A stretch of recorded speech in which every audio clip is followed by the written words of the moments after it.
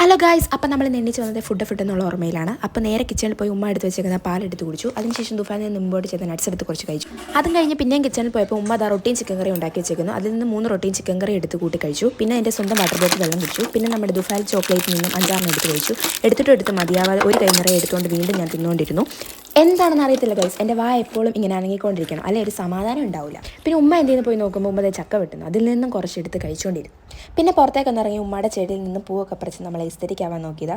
അതൊക്കെ അവിടെ നിൽക്കട്ടെ. പിന്നെ ഉമ്മ എവിടുന്നോ കൊണ്ടുവന്ന് പപ്പായിൽ നിന്നും കട്ട് ചെയ്ത് അതിൽ നിന്നും 6 പീസ് എടുത്തുകൊണ്ടൊന്ന് കഴിച്ചുകൊണ്ടിരുന്നു.